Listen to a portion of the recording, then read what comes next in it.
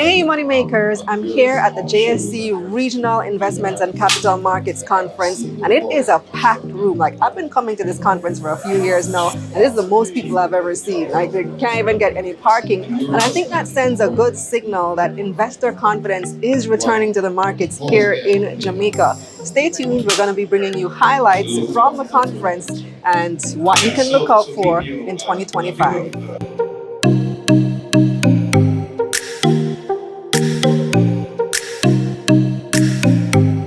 It is with great pleasure that I welcome you to the 20th staging of the JSC Regional Conference on Investments and the Capital Markets.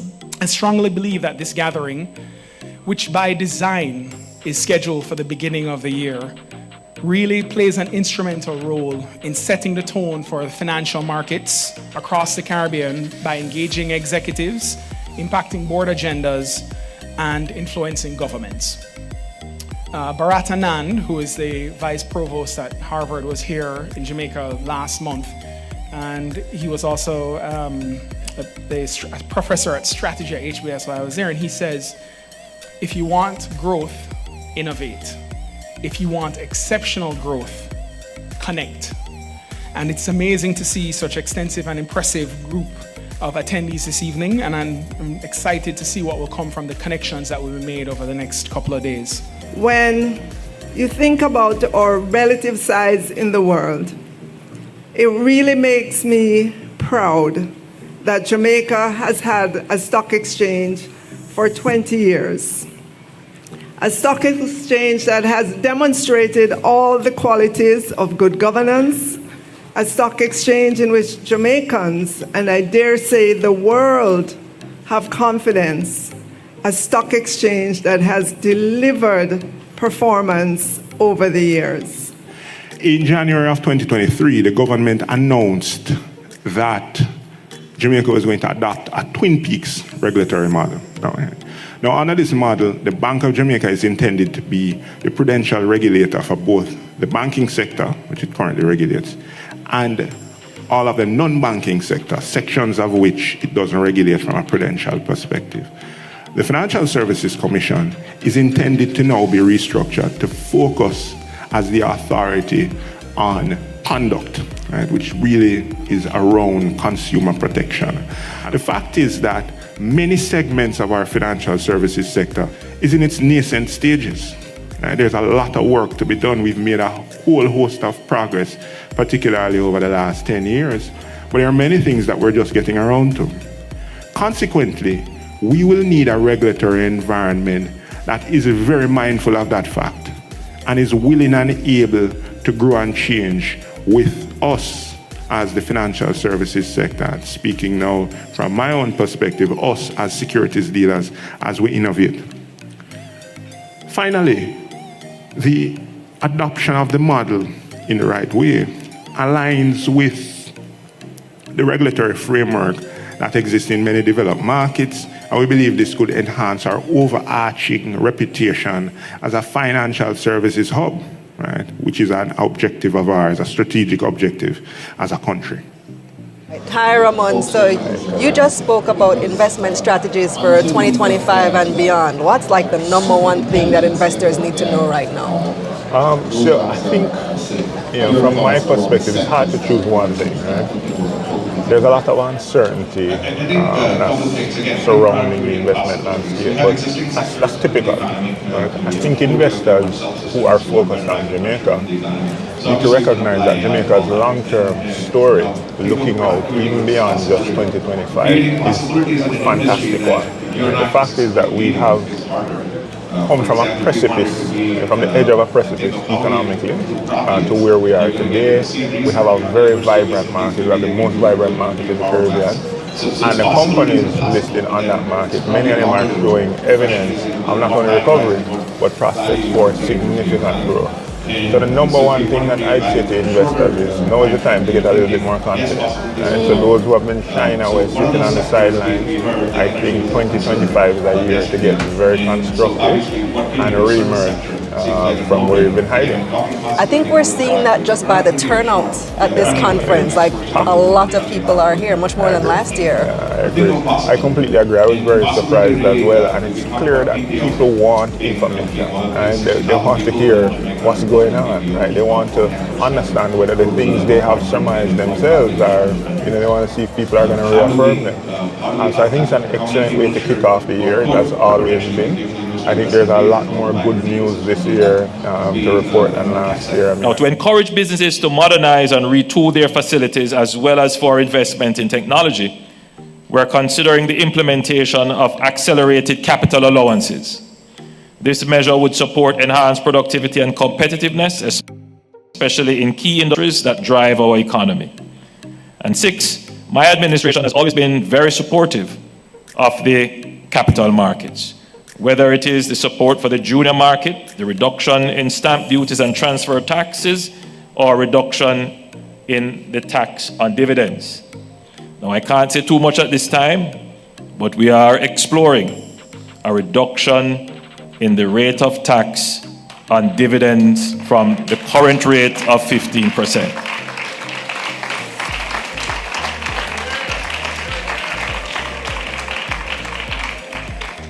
Further to that note, in support of wealth creation, the government has facilitated public ownership of national assets via the stock exchange.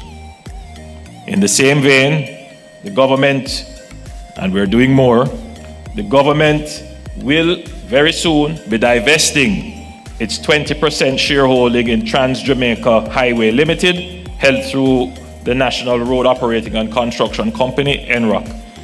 This will be undertaken through a public offer for sale. So that is going to be something that the capital markets can look forward to.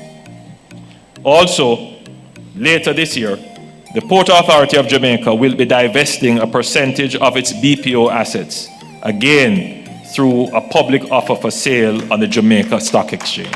When we look at our data annually, we see that IPOs come to market, investors buy into these IPOs, and they do nothing with it.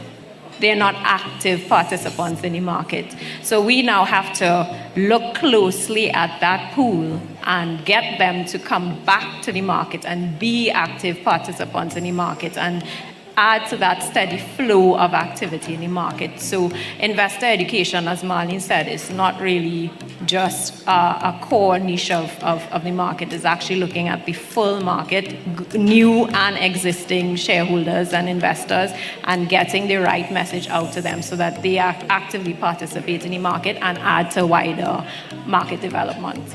A big focus at this conference every year is always, how do we get the diaspora, Jamaicans living abroad, to invest more back home? What I would like to do is to extend an invitation to Stephen and Mrs. Street Forest to re-engage our diaspora member and to consider launching something that I've been talking about since 2009 when I was a banker at Bear Stearns. We need to launch a diaspora bond. It is full time. We have a diaspora that the remittance that our diaspora sends back to Jamaica is really $4 billion US.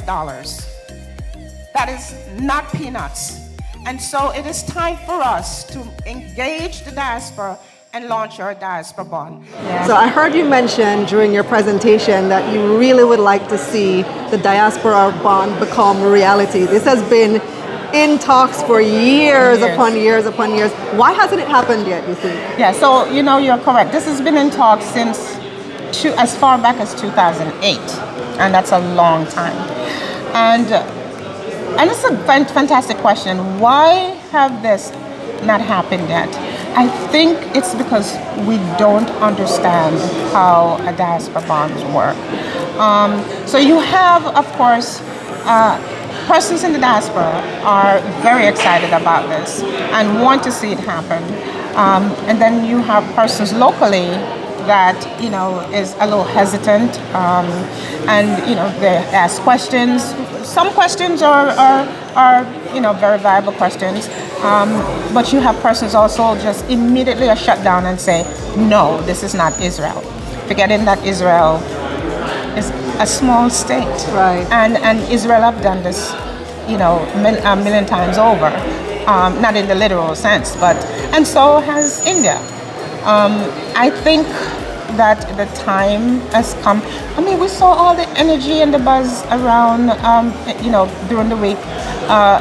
Sunday, as a matter of fact, when President Biden went ahead and pardoned Marcus Garvey, and it tells you how patriotic our people are. Mm-hmm. And so, to think that we're not going to get the support from the diaspora, if we should move forward to launching a diaspora bond, is just not true. Tell us all about that initiative that you have going on with Consul General. So we coined it at the table, but ultimately it was based on the fact that they wanted to increase the exposure to young people. So we felt like the best way to do it is to give them an incentive. What gets paid gets done. Right. So we wanted to incentivize them. Obviously, you put a bonus at the end, which is the winner, but everyone will win. Ultimately, what we're looking to do is to spark interest in the market. So we gave a book, which I believe is one of the most powerful, fundamental books on finances, which is The Richest Man in Babylon. And we'll pay for the book, we'll pay for the prize, and we got the stock exchange to what we would call open a brokerage for all 100 kids. We'll roll it over year to year, and ultimately 10 years from now, we'll look back and say that person started investing here, and it will just become a thing. That's amazing. Well, I love to see the progress. I love to see the initiative, and we're going to look out for those 100 kids who are going to be future leaders of Jamaica, right? Future leaders of Jamaica. So that's it from the Jamaica Stock Exchange's Regional Investment and Capital Markets Conference 2025. We'll see you again next year, and of course, let's get this money.